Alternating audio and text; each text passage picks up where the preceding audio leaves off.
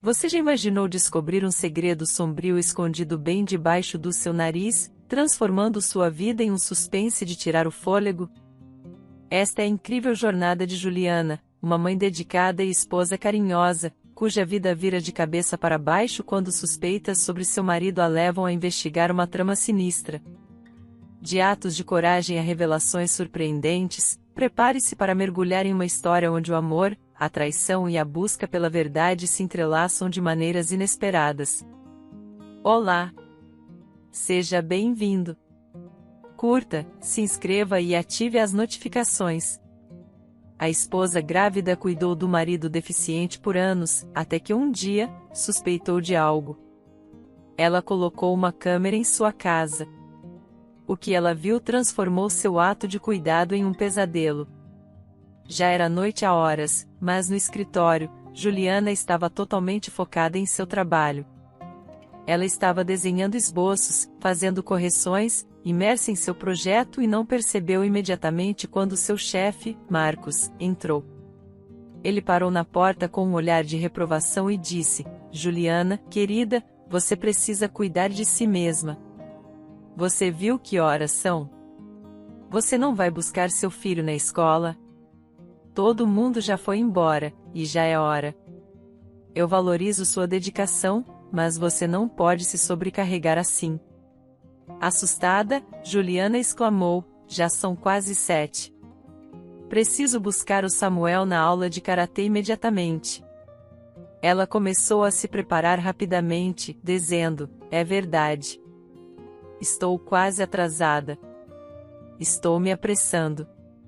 Precisamos discutir o novo design para a capa de um livro infantil, algo que combine estilos tradicionais com as últimas tendências. Por isso eu queria esboçar enquanto a ideia estava fresca na minha mente. Até mais." Juliana correu para o ponto de ônibus enquanto Marcos olhava seus esboços, admirando sua criatividade e como ela conseguia equilibrar tantas responsabilidades, incluindo um marido doente, um filho, tarefas domésticas e um emprego exigente. Juliana era incrível, e Marcos a admirava não apenas como profissional, mas como pessoa. Ele se perdia em seus tristes olhos cinzentos. Mas Juliana estava focada em sua família, deixando Marcos sozinho com seus pensamentos. Chegando à academia de karatê às pressas, Juliana encontrou Samuel ansioso no vestiário. Ele exclamou aliviado: "Ufa, mãe, você finalmente veio. Pensei que tivesse esquecido de mim." Todos os pais já vieram buscar seus filhos. "Estive sozinho por uma hora." Juliana o abraçou e disse: "Desculpa, meu amor. Eu estava no trabalho.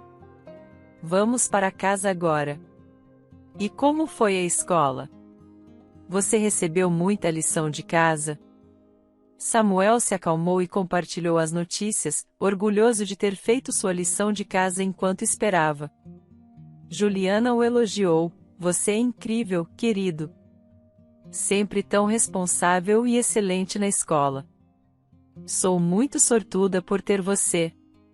Samuel sentia falta de seu pai, o primeiro marido de Juliana, que havia falecido, deixando um grande vazio em suas vidas.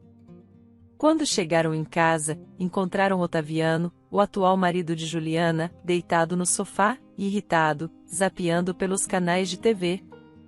Ele reclamou: "Vocês demoraram tanto. Estou com fome desde o almoço. Ninguém se importa comigo. Sou apenas um miserável inválido."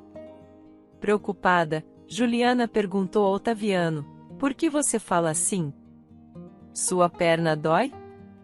Vou fazer o jantar rapidinho e depois prepararei um emplastro para você, prometo." Calma, esperando pela comida. Enquanto isso, Samuel, irritado com a falta de consideração de Otaviano por sua mãe, foi para a cozinha e começou a ajudar Juliana descascando batatas e cortando tomates. Juliana elogiou seu filho, grata por tê-lo. Desde que Otaviano adoeceu, a vida de Juliana se tornou um verdadeiro desafio. Ela dividia seu tempo entre cuidar de seu filho, Samuel, seu emprego exigente e seu marido doente. Não lhe sobrava tempo para si mesma ou para descansar, vivendo em um estado constante de exaustão. No trabalho, Juliana era altamente respeitada e valorizada por seus colegas. Ela se dedicava de corpo e alma, sempre com compaixão e entusiasmo. Mas sua história começa muito antes. Juliana era a mais nova em sua família. Seus pais faleceram quando já eram bastante idosos. Primeiro, sua mãe e depois seu pai.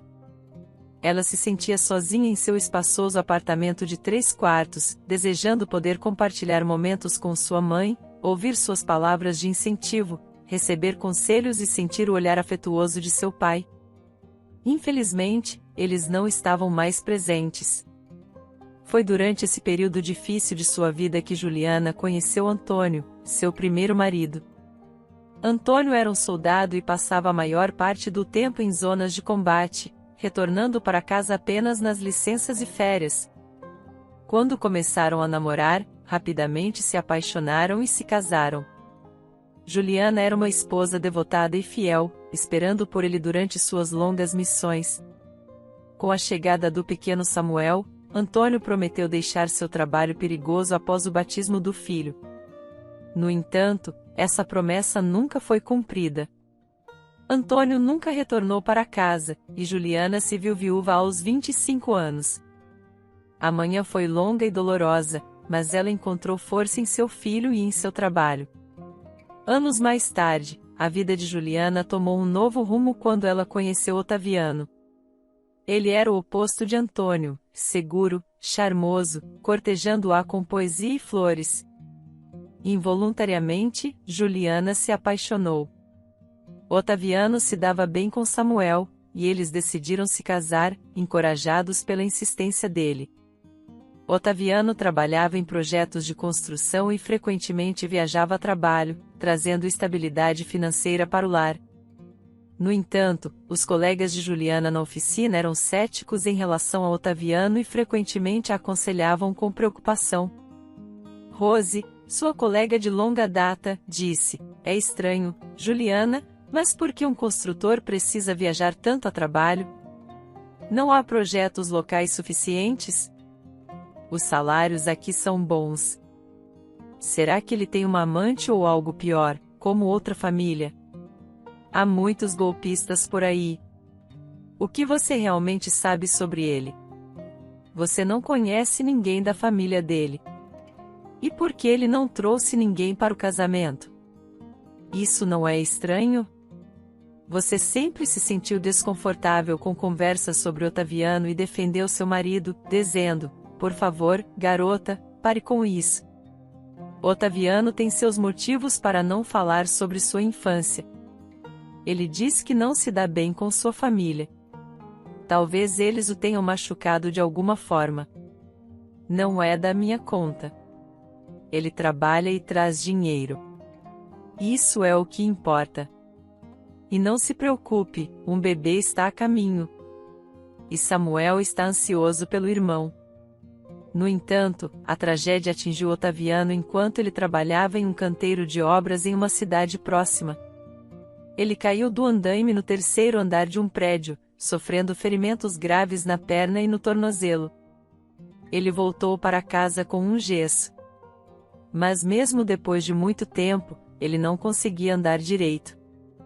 Este acidente foi um golpe duro para um homem tão ativo. Ele se sentiu incapacitado, desconectado de tudo e de todos. Juliana simpatizou e o apoiou da melhor forma que pôde, assumindo todas as responsabilidades da casa, cuidando de Samuel e sendo a única provedora, já que Otaviano não podia mais trabalhar. Agora, com Otaviano deitado em casa sem poder trabalhar, Juliana se sentia sobrecarregada, especialmente com a chegada do novo bebê. Ainda assim, ela estava determinada a ser forte por seus filhos. O que mais a preocupava era o comportamento de Otaviano. Ele parecia desinteressado em tudo, até no progresso escolar de Samuel. Juliana pensava que pelo menos ele poderia ler um livro para seu enteado ou ajudar com a lição de casa, já que sua perna não o impedia de fazer isso. Mas Otaviano agia como uma criança, sempre querendo atenção e carinho, raramente deixando o sofá. Juliana tentou animá-lo. Otaviano, por que você está tão abatido? Tente pelo menos ir até a varanda. Respire um pouco de ar fresco. Você pode andar um pouco. Eu te ajudo. Talvez assim você melhore mais rápido. Você não pode se deixar cair assim. Não está interessado em como foi meu dia? Como Samuel está? Como eu me sinto? Você não entende porque está saudável, mas eu estou sofrendo. Minha perna dói o tempo todo, e os analgésicos quase não ajudam. Sou um inválido inútil. Otaviano respondia a Juliana, adicionando com um tom acusatório: você é egoísta, Juliana. Você só pensa em si mesma. Estar grávida não é uma doença. O que há de tão ruim nisso? Eu fico aqui sozinho o dia todo enquanto você não está. E quando você chega, ainda me culpa. Alguns dias depois, Otaviano encontrou uma mulher na internet, uma curandeira chamada Camila, que prometia curar rapidamente de forma eficaz doenças musculares e ósseas.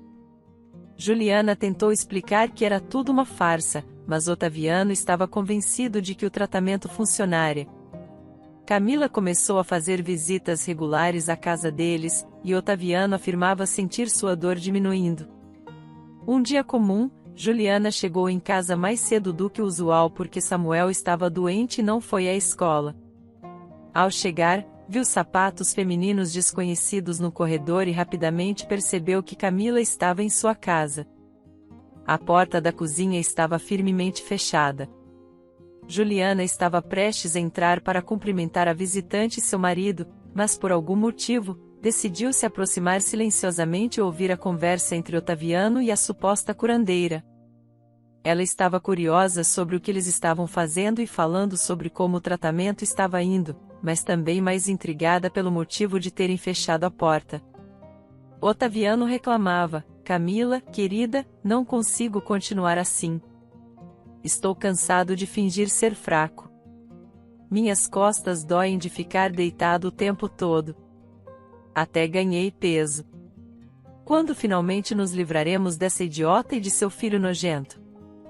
Juliana já está farta de mim, mas já estou imaginando como essa incrível casa será nossa. Finalmente, serei livre. A suposta curandeira tentou acalmar Otaviano, preocupada com a atenção que poderiam atrair. Por que a pressa? Você acha que será fácil se livrar da sua esposa e do seu enteado, especialmente agora que ela está grávida? Você complicou tudo. Você terá que carregar esse peso na sua consciência. Mas não temos escolha. Você terá que cuidar do filho que ela está esperando. Caso contrário, você não receberá nada como viúvo. Precisamos ser pacientes. Da última vez, quase fomos pegos, mal escapamos. Lá foi fácil porque a vítima era ingênua. Mas agora nem podemos pensar em voltar àquela cidade. Mas não se preocupe. Um conhecido nos conseguirá um veneno confiável. Você gradualmente o colocará no chá dela e no da criança.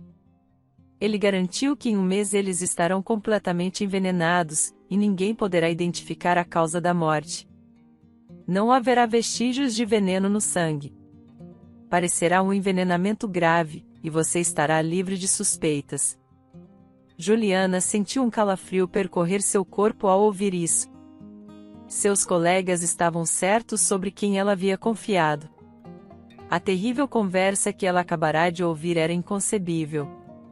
Seu primeiro instinto foi ir até lá e confrontar os dois, para expulsar o marido e a amante.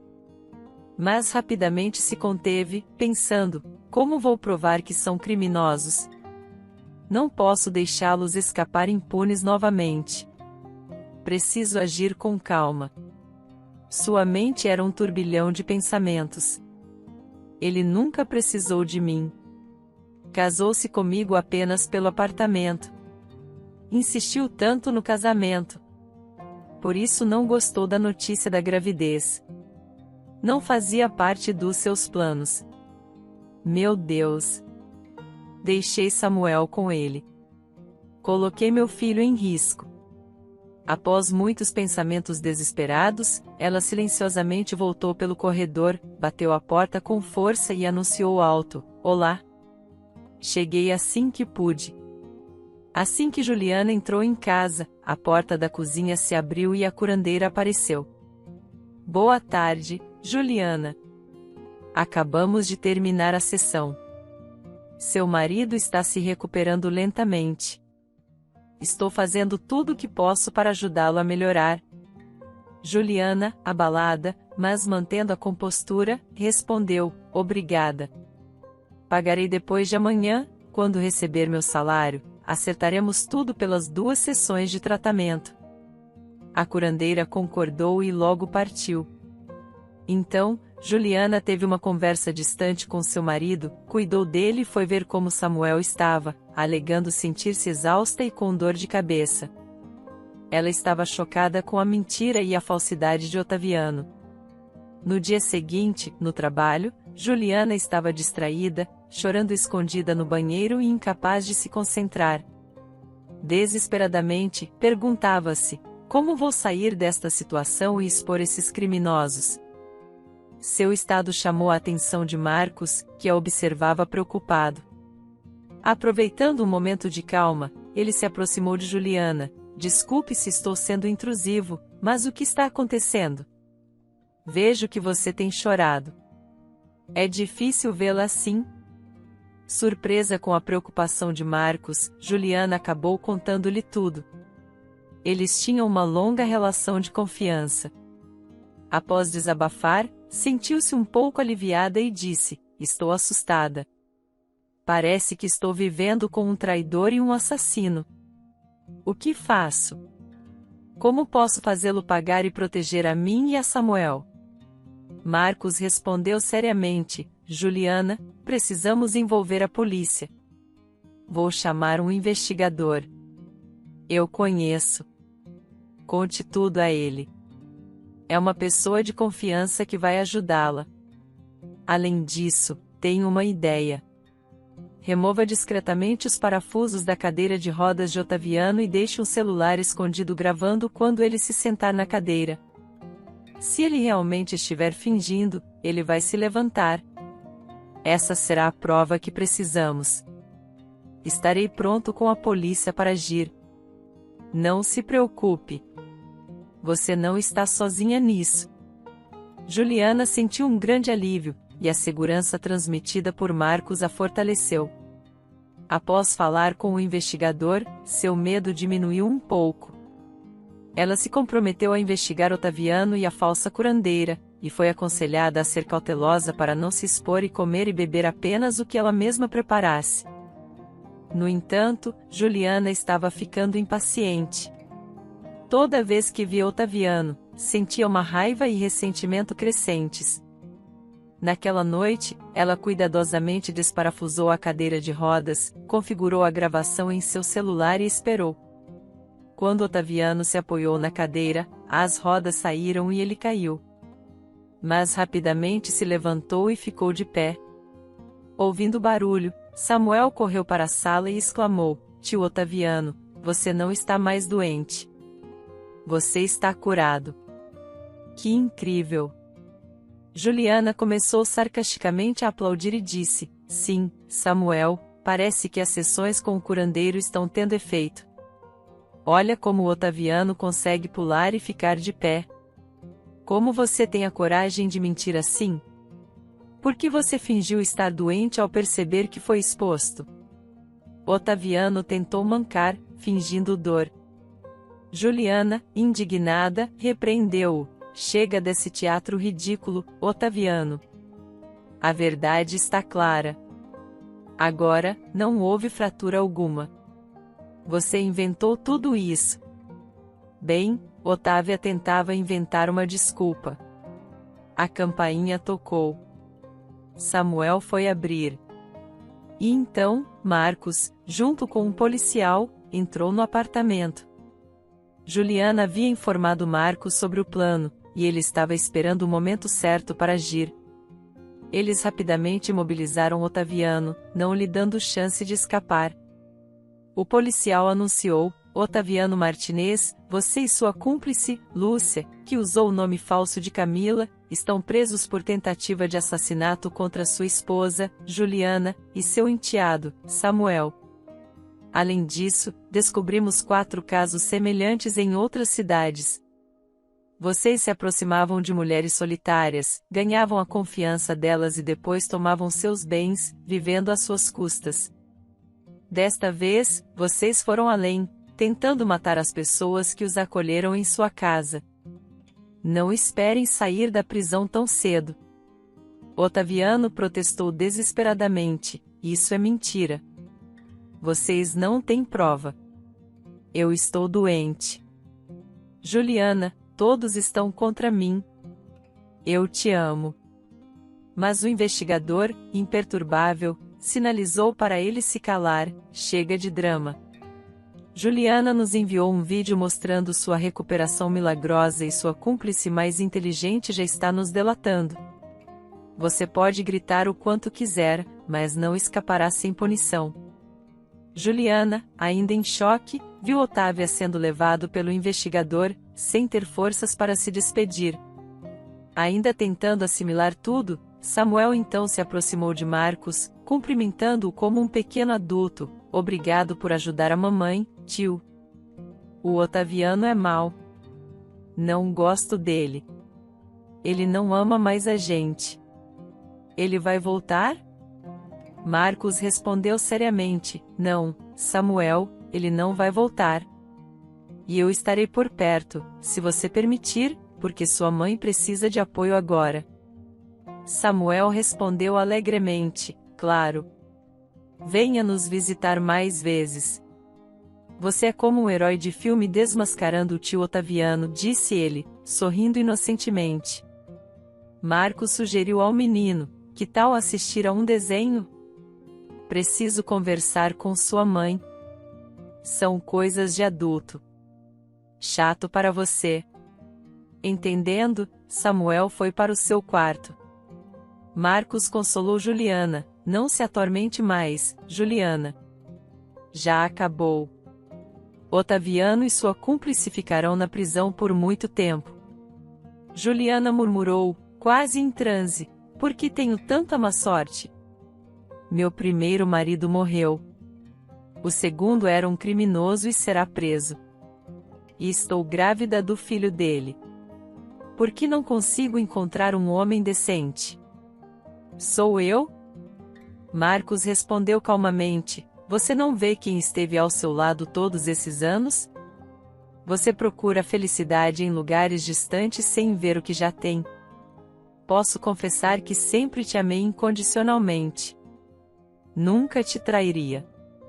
Olhe em volta. Não quero pressioná-la, mas saiba que estou aqui. Juliana, finalmente permitindo-se confiar, abraçou e agradeceu a ele. Obrigado por estar aqui, Marcos, por tudo.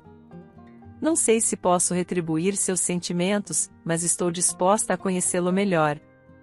E quem sabe no futuro. Mas não posso prometer nada. Não se preocupe, Juliana. Tenho grande admiração por você. E acima de tudo, quero que você me veja primeiro como um amigo, alguém em quem possa confiar. Se não der certo entre nós, tudo bem. Mas, pelo menos, quero ser seu amigo. Prometo não deixar seu lado, a menos que você queira. Não quero que você saia do meu lado, Marcos. Só preciso de tempo para digerir tudo isso. Mas, definitivamente, quero que nos conheçamos melhor. Desde então, a vida de Juliana começou a melhorar lentamente, apesar de uma gravidez difícil e pensamentos sombrios. Marcos estava sempre ao seu lado. O relacionamento deles se fortaleceu. E Juliana acabou se apaixonando por ele. Ela se divorciou de Otaviano e casou-se com Marcos, percebendo que ele era o homem amoroso e confiável com quem sempre sonhou, embora pensasse que ele fosse apenas um homem de palavras bonitas. O tempo provou que ele era de fato um homem confiável e muito amoroso, tanto para ela quanto para Samuel. O ateliê deles prosperou. E Marcos teve que viajar a trabalho para negociar a venda de roupas em outra cidade. Juliana ainda tinha um mês até a data prevista do parto, mas inesperadamente, durante a noite, sua bolsa estourou prematuramente, e as contrações começaram. Em pânico, ela chamou uma ambulância e perdeu a consciência, mal conseguindo pedir ao vizinho para cuidar de Samuel. Ela foi levada às pressas para o hospital, e o parto foi um pesadelo, oscilando entre a consciência e o desmaio. Ela enfrentou um trabalho de parto extremamente difícil entre os médicos que a atendiam. Ela não reconheceu uma das enfermeiras, que era Lúcia, cúmplice de Otaviano. Lúcia trabalhava no hospital e, aproveitando a oportunidade, decidiu se vingar de Juliana por arruinar seus planos com Otaviano. Ao acordar, Juliana imediatamente sentiu a ausência de seu bebê. Ela tentou se levantar, mas a intensa dor e tontura a forçaram a deitar novamente, desesperadamente. Ela gritou: "Onde está meu filho? Quero ver meu bebê." O que aconteceu? O médico se aproximou dela com um olhar de profunda tristeza e explicou: "Sinto muito, Juliana, mas seu filho não sobreviveu. Ele tinha o cordão umbilical enrolado no pescoço. Fizemos tudo o que pudemos. Você é jovem. Deus lhe dará mais filhos." Juliana cobriu o rosto com as mãos, chorando e gritando desesperadamente. Os médicos tiveram que sedá-la para acalmá-la. Ela se sentiu devastada, com o coração partido pela perda de seu bebê. Quando Marcos soube da tragédia, correu para o hospital para consolar Juliana. Ela estava inconsolável, repetindo: "Preferiria morrer no lugar do meu filho. Não quero viver. Não consigo entender por que isso aconteceu comigo." Marcos acariciou sua cabeça e ombros tentando consolá-la. "Não diga isso, Juliana. Você precisa ser forte, especialmente por Samuel. Ele ainda precisa de você. O tempo ajudará a curar. Estarei ao seu lado durante todo esse processo." O bebê foi enterrado, e Juliana chorou muito sobre o pequeno túmulo, lutando para aceitar a perda. Se não fosse pela surpreendente força e maturidade de Samuel, ela não teria conseguido suportar a dor. Juntos, mãe e filho começaram o difícil processo de superação, embora a memória do bebê perdido ainda pesasse muito no coração de Juliana. Após 7 anos, o ateliê de Juliana e Marcos tornou-se um dos mais renomados e procurados da cidade, atraindo clientes de todo o país. Eles trabalhavam em perfeita harmonia, compreendendo-se com poucas palavras. Marcos e Samuel, agora um adolescente de 13 anos, tinham uma relação próxima, quase como pai e filho. Samuel era um jovem apaixonado por futebol e um estudante exemplar. Um dia, Juliana precisou pegar o metrô para uma reunião de negócios urgente, já que o carro estava na oficina. No caminho, ela encontrou um menino de 7 anos usando muletas, com aparência desamparada e suja. Seu coração apertou ao vê-lo. Ela comprou pastéis e se aproximou do menino, oferecendo-os a ele. Ele comeu com tanta fome que quase se engasgou. Juliana então perguntou cuidadosamente: "Olá, pequeno. Qual é o seu nome? Por que você está aqui pedindo esmolas? O que aconteceu com você?" O menino, após terminar de comer, respondeu com uma mistura de timidez e confiança: "Meu nome é João. Eu queria brincar com uma bicicleta grande demais para mim. Acabei caindo e machucando minha perna. Mas desde então, só consigo me mover com estas muletas." Juliana, preocupada, perguntou: "Isso parece sério, João. Seus pais ainda não te levaram a um médico? Você é muito jovem. Pode haver tratamento." João suspirou profundamente e disse: "Minha mãe está sempre bêbada, e nem conheço meu pai. Ela nunca cuida de mim. Nunca me levou a um médico. Ela diz que é melhor eu ficar assim para pedir dinheiro.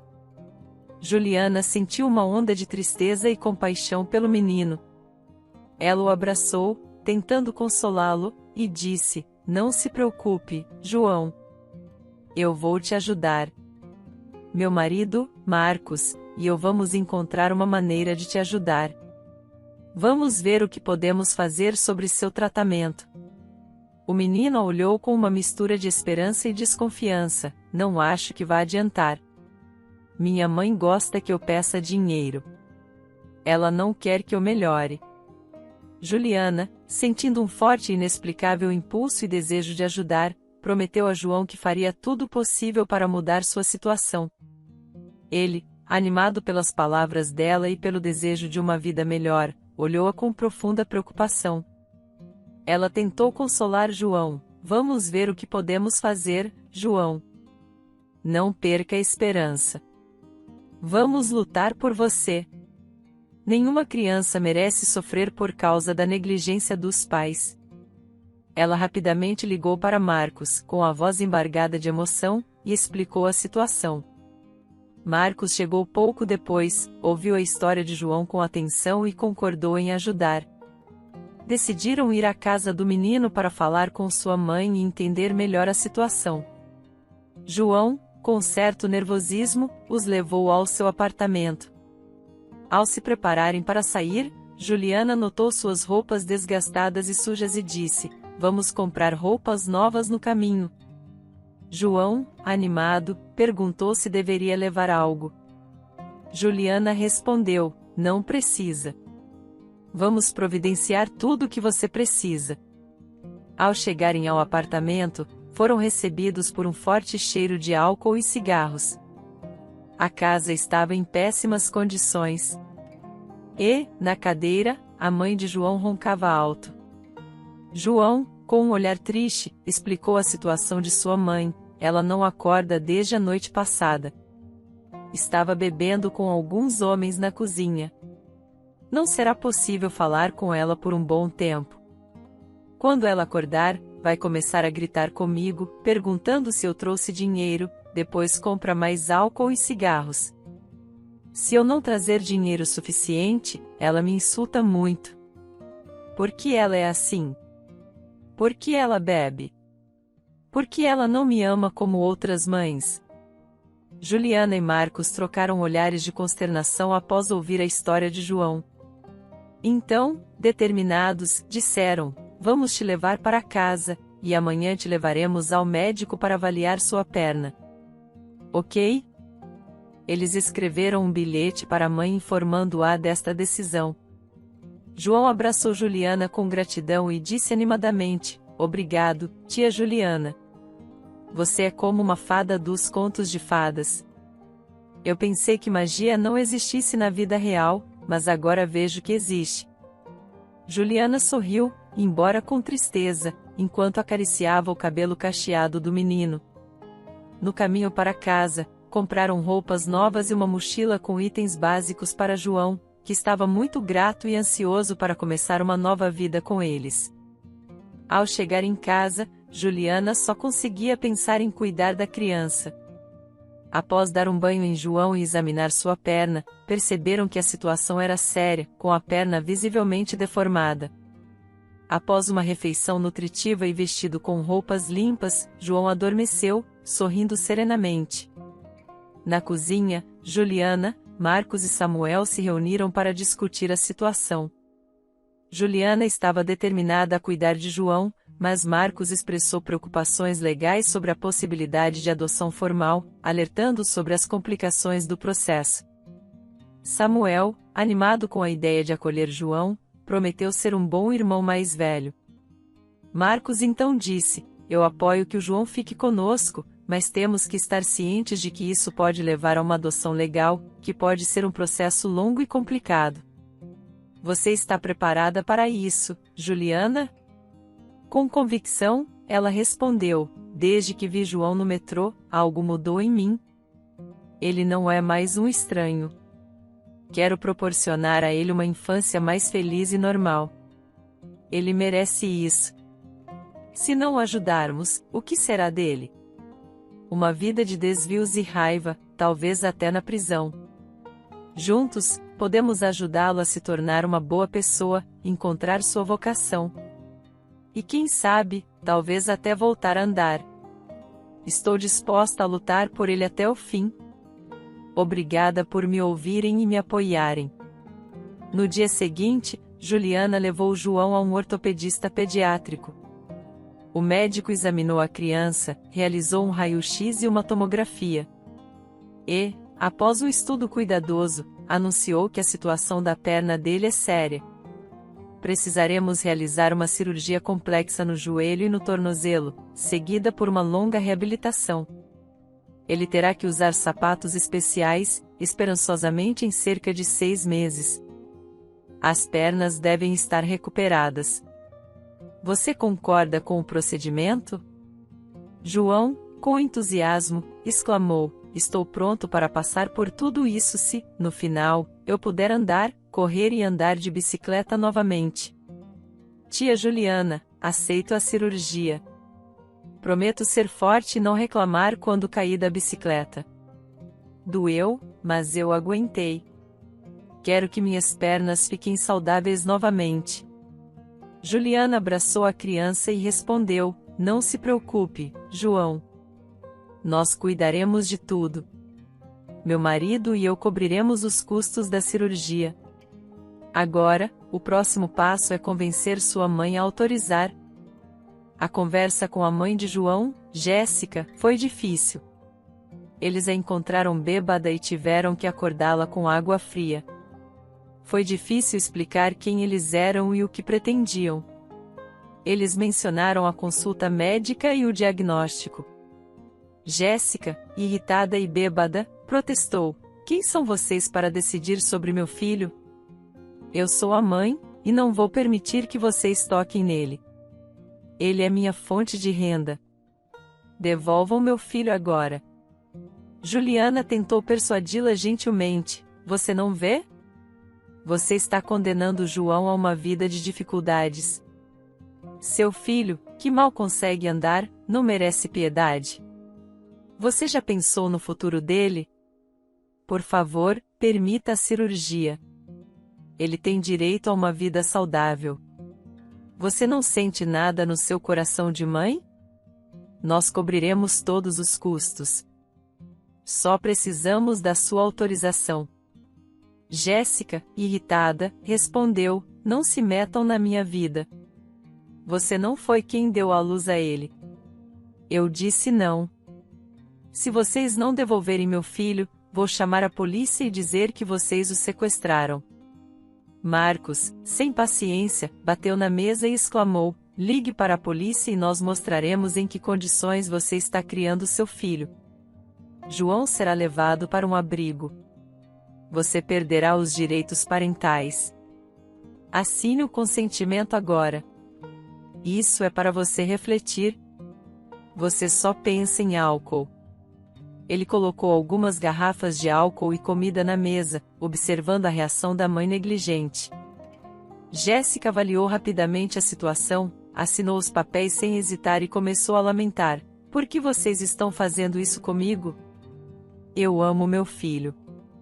Estamos apenas passando por dificuldades. Não consigo encontrar um emprego. Então, eu bebo às vezes para esquecer os problemas. Marcos, pensando consigo mesmo, refletiu: esses alcoólatras não deveriam ter filhos. É injusto fazer uma criança sofrer assim. Lá fora, Juliana e Marcos respiraram aliviados por terem saído daquela situação. Quase em uníssono, disseram: não podemos deixar João voltar para aquele ambiente. Não é vida para uma criança. Como ele conseguiu sobreviver lá por tanto tempo é um verdadeiro mistério. Juliana começou a organizar tudo para a cirurgia de João, garantindo que todos os exames necessários fossem realizados. O médico solicitou que todos na família doassem sangue, caso fosse necessária uma transfusão.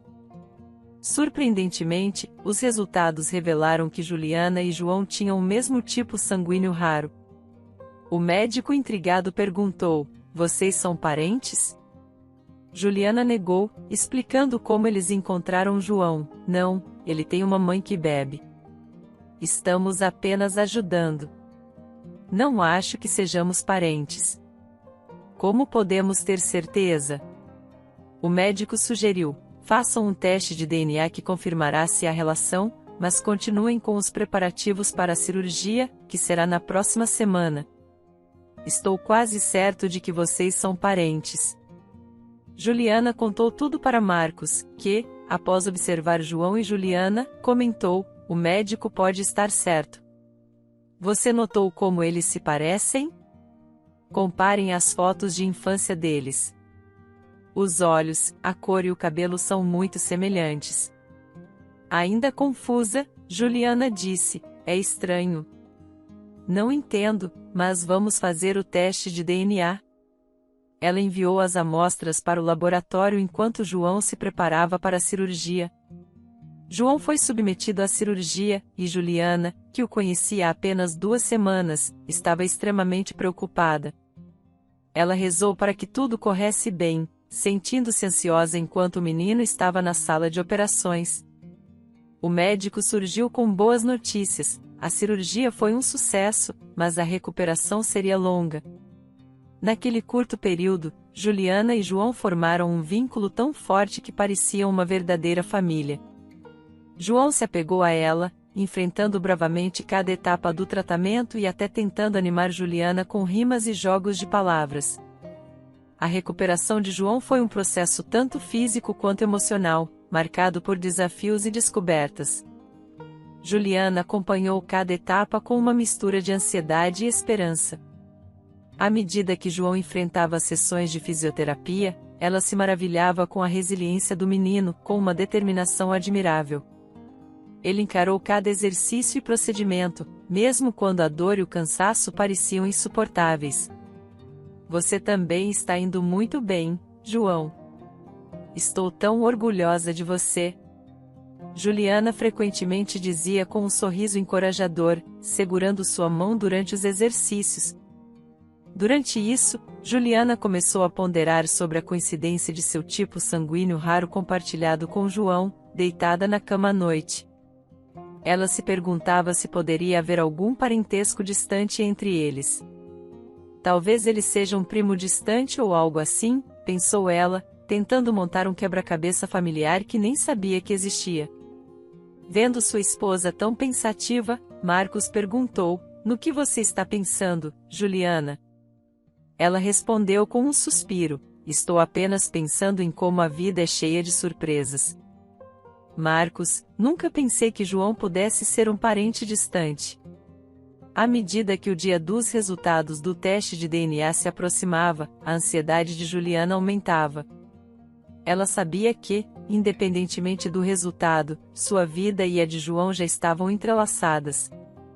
Mas a possibilidade de um laço de sangue trouxe uma mistura de empolgação e medo. Não importa o que o teste diga, João já é parte da nossa família, ela disse a Marcos e Samuel, que acenaram afetuosamente. Eles estavam prontos para acolher João como um membro da família, independentemente do resultado do teste. Um dia, Marcos entrou no quarto com uma expressão agitada, segurando alguns papéis. Juliana, você não vai acreditar nisso. É melhor você se sentar. Os resultados do teste de DNA chegaram e o médico estava certo. João é um parente. Adivinha? Ele é seu filho biológico com 99% de probabilidade. Mas aqui está o resultado do teste. Veja por você mesma. Juliana, chocada, não conseguia acreditar. E o bebê que morreu na maternidade não era meu filho. Meu filho esteve vivo todo esse tempo. Meu Deus! E quem foi enterrado então? Como isso pôde acontecer? João, ouvindo a conversa e confuso com todas as perguntas que sua mãe estava fazendo, perguntou: então você é minha verdadeira mãe? Isso é incrível. E minha mãe, Jéssica, não é minha mãe? Juliana abraçou João com lágrimas nos olhos. Parece que sim, meu querido. Você é meu filho de verdade. Estou tão feliz por ter te encontrado vivo.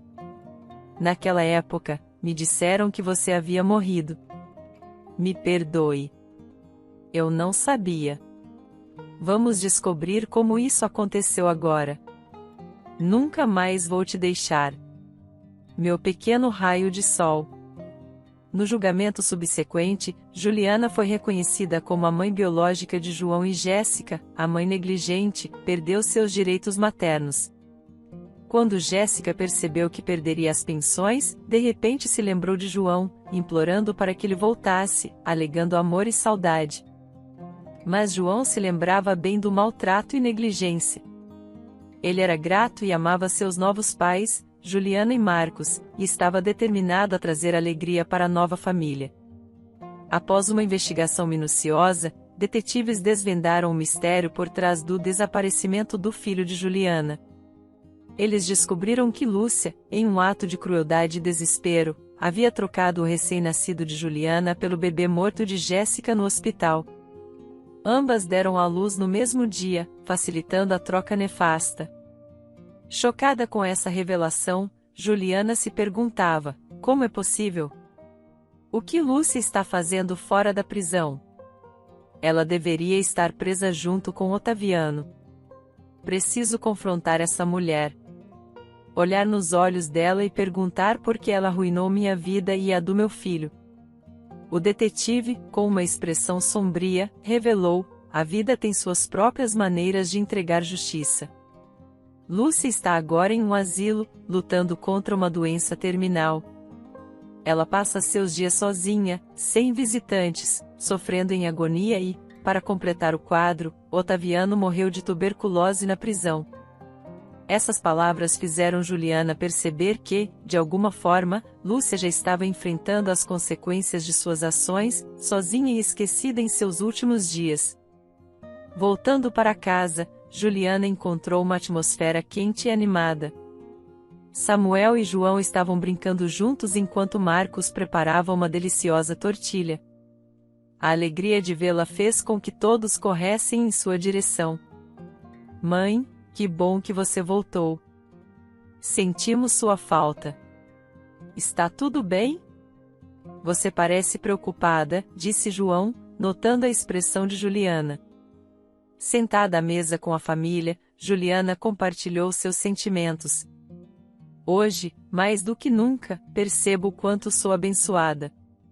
Tenho 2 filhos incríveis. Um marido que é meu porto seguro e um trabalho que me dá satisfação. Sou verdadeiramente afortunada.